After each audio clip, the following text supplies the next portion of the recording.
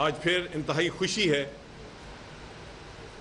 کہ میں آپ کی اس پاسنگ آؤٹ پریڈ میں شریک ہوں، آپ کی خوشیوں میں شریک ہوں،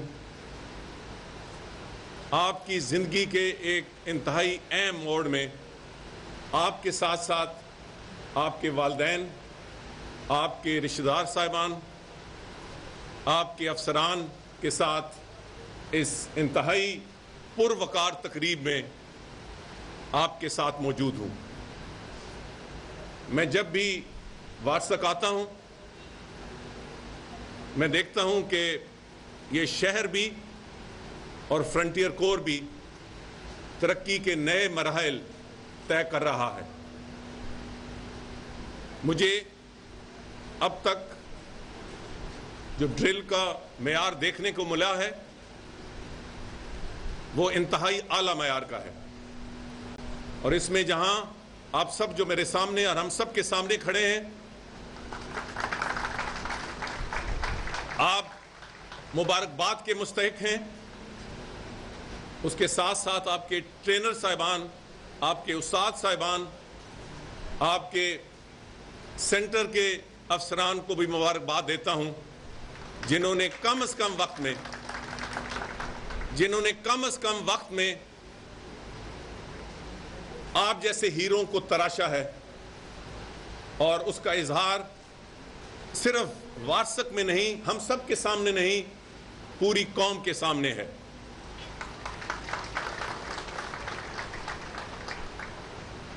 میں اس کے ساتھ ساتھ انعام لینے والوں کو بالخصوص مبارکباد دیتا ہوں،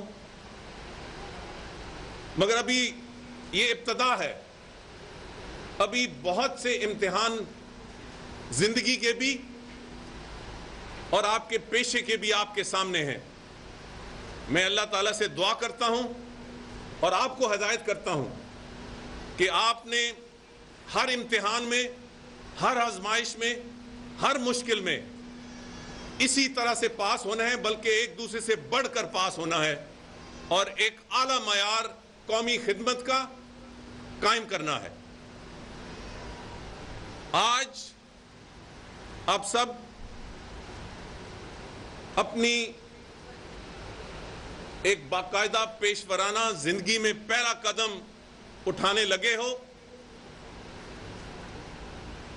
تو میری آپ کو صرف یہ کہنا ہے کہ جس فورس کا آپ حصہ بننے چلے ہو، آج سے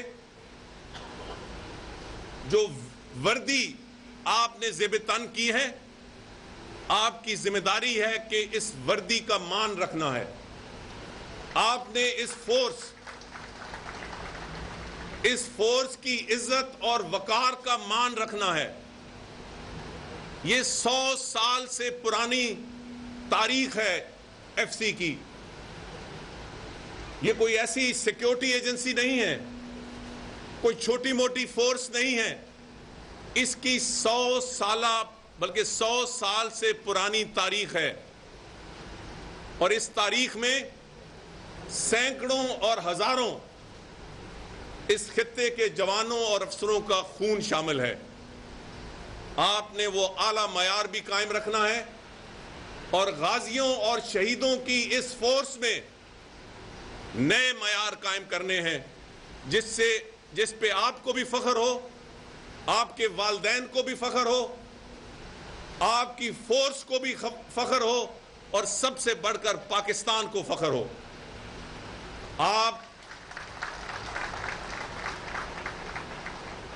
آپ صرف ایف سی کے سپاہی نہیں ہو،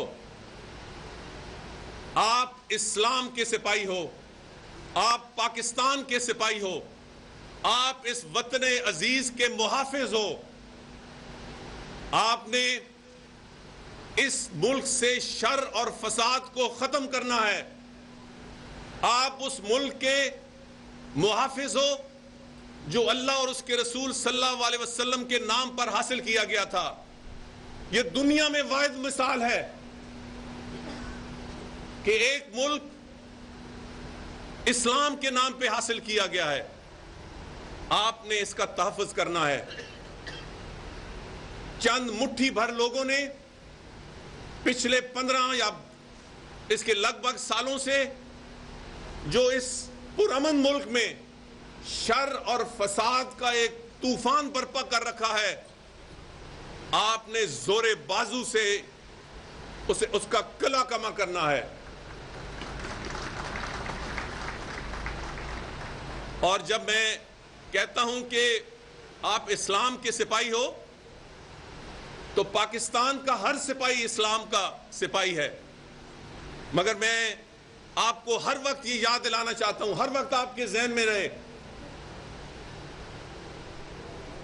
کہ فساد اللہ تعالیٰ کو سخت ناپسند ہے۔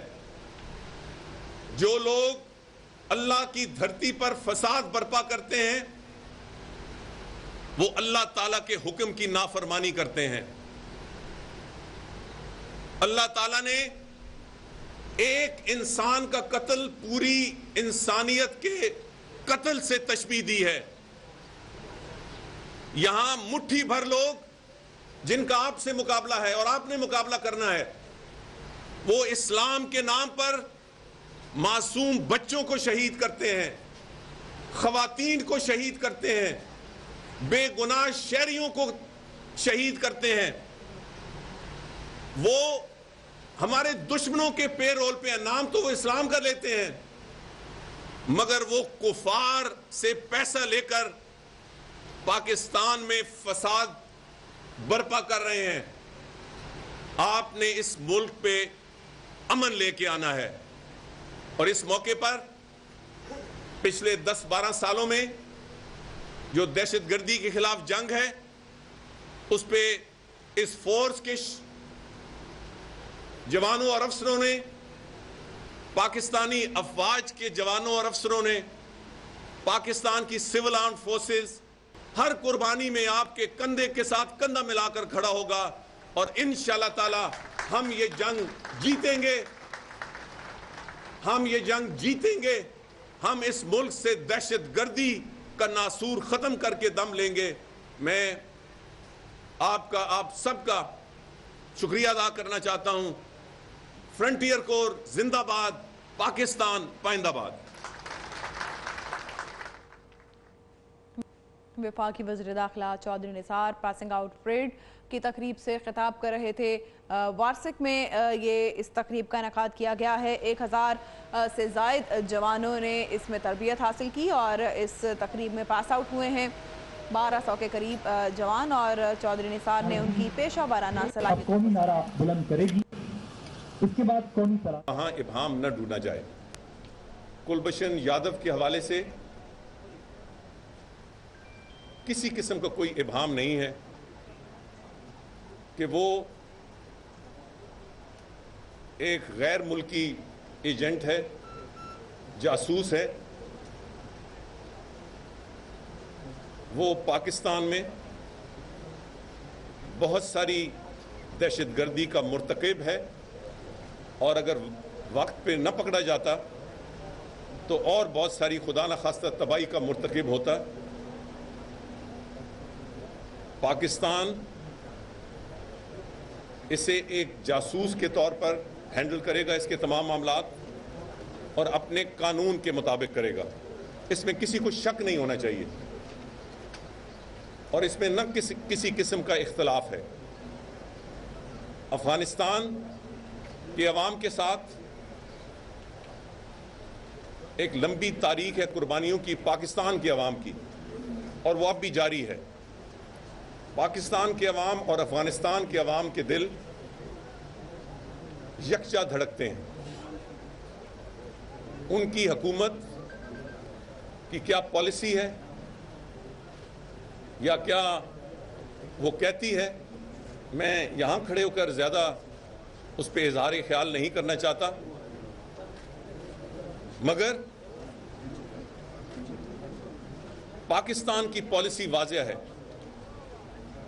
کہ اور متفقہ ہے، اس پہ کسی قسم کا اختلاف نہیں کہ پاکستان کسی ایسی پالیسی کا ساتھ دینے کا سوچ بھی نہیں سکتا جو افغانستان کی آزادی، خود مختاری या उसके अमन पे खलल डाले। हम अफगानिस्तान में अमन को पाकिस्तान में अमन से तशबीह देते हैं। हाँ, अफगानिस्तान की हुकूमत पाकिस्तान पे इल्ज़ाम तराशी करने के बजाय अपनी जो इंटरनल दाखिली कमज़ोरियां हैं या खारजी कमज़ोरियां हैं उन पे तवज्जो दे और हमारे दुश्मन की ज़बान से पाकिस्तान से बात ना करे। जब वो एक बिरादर इस्लामी और हमसाई के तौर पर पाकिस्तान से बात करेगा तो हम सुनेंगे, मगर जब वो हिंदुस्तान की ज़बान से पाकिस्तान से बात करेगा तो वो हमारे लिए काबिल कबूल नहीं है। ईरान के वज़ीर ख़ारजा गुज़श्ता दिनों पाकिस्तान आए थे, उन्होंने वज़ीर आज़म से मुलाकात की, आर्मी चीफ से मुलाकात हुई, मेरे साथ मुलाकात हुई। इस पे इत्तफाक था मुकम्मल तौर पे कि पाकिस्तान और ईरान दो बिरादर इस्लामी मुल्क हैं। हमने मिलकर जो भी इश्यूज़ हैं उनको हैंडल करना है। उसमें एक दूसरे के खिलाफ किसी भी जरा भर भी मूवमेंट या किसी भी असर का हिस्सा बनने के लिए ना ईरान तैयार है और ना पाकिस्तान तैयार है।